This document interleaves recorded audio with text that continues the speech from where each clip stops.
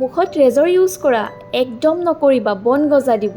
নাই ৰাইজ, এনেকুৱা একো নহয়। আপোনাৰ মুখতো যদি সৰু সৰু দাগ পৰিছে তেনেহ'লে ঘৰতে বিলাহীৰে স্ক্ৰাব কৰিব, এনেদৰে চাব দাগবিলাক লাহে লাহে নোহোৱা হৈ যাব। আজি ছানডে বুলি ঘৰত দিনত নিজৰ একো এটা কেয়াৰ লোৱাই নহ'ল, কিয়নো ঘৰৰ বহুত কাম আছিলে, ঘৰ চাফা কৰা, কাপোৰ ধোৱা, ভাত বনোৱা, আৰু দিনত মই আজি ৰিলো বনালোঁ। সেয়ে বোলো গধূলিয়ে কৰি দিওঁ, কিয়নো সোমবাৰৰ পৰা একেই দৌৰা দৌৰি, মাজে সময়েহে টাইম পাওঁ। এয়া প্ৰথমতে মই এল'ভেৰা জেল গোটেই মুখখনতে সানি লৈছোঁ। আপোনালোকে বেলেগ ক্ৰীমো ইউজ কৰিব পাৰে। ৰাইজ, মই দুসপ্তাহ আগত ৰেজৰ ইউজ কৰিছিলোঁ। এয়া চাওক, সৰু সৰু নোম আহিছে। ক'তনো বন গজা দিয়ে ভালুকৰ দৰে নোম আহে, এইবিলাক মিছা কথা। কিয়নো মই 2 বছৰৰ পৰা ইউজ কৰি আহিছোঁ, মই একো প্ৰব্লেম পোৱা নাই। চ' মই আপোনালোকৰ লগত শ্বেয়াৰ কৰিলোঁ।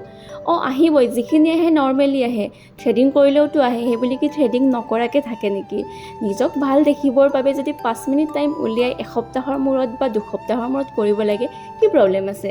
আৰু মইতো থ্ৰেডিং কিবা অকেজন থাকিলেহে কৰোঁ, নহ'লেতো মই মাজে সময়ে এনেদৰে ক্লিন কৰি দিওঁ। মুখখন অলপ লেতেৰা লেতেৰা লাগি আছে আৰু 2 দিনমানৰ পৰা সৰু সৰু দাগ ওলাইছে, সেইকাৰণে ভাবিলোঁ বিলাহীৰে স্ক্ৰাব কৰোঁ। ৰাইজ, সপ্তাহত এবাৰ হ'লেও এফাল বিলাহীত অকণমান চেনি আৰু অকণমান কফি লৈ এনেদৰে স্ক্ৰাব কৰিবচোন 10 মিনিটমান, বহুত ধুনীয়া ৰিজাল্ট পাব। পিছে লাহে লাহে কৰিব, নহ'লে মোৰ নিচিনা অৱস্থা হ'ব। আজিকালি বাহিৰত ইমান বেছি পলিউশ্যন, সূৰ্যৰ তাপ আৰু ভেজালি খাদ্যৰ ফলতো আমাৰ ছালত মৃত কোষবিলাক জমা হয়, আৰু তাৰ ফলতে এই দাগবিলাক ওলায়, লগতে ছালখনৰো উজ্জ্বলতা নোহোৱা হৈ যায়। সেইটো কাৰণে মোৰ নিচিনাকৈ নাচি নাচি হাঁহি হাঁহি অলপ নিজৰ কেয়াৰ ল'ব।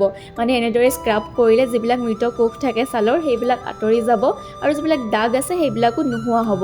আৰু যে মুখখন ইমান ধুনীয়া কোমল হয়, এয়া দেখিছেনে মুখখন কিমান ফ্ৰেছ লাগিছে, কিমান লেতেৰাবিলাক আমাৰ মুখত জমা হৈ থাকে, আৰু এনেদৰে যেতিয়া আমি স্ক্ৰাব কৰোঁ বহুত চাফা হৈ যায়।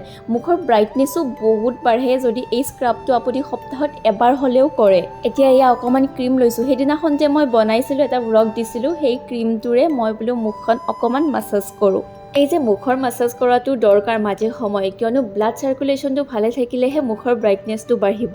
এখন ব্ৰাইট স্কিন কোনেনো নিবিচাৰে, চবেই বিচাৰে ন? কিন্তু এলাহ নকৰিব ৰাইজ, নিজৰ কাৰণে অলপ টাইম উলিয়াব।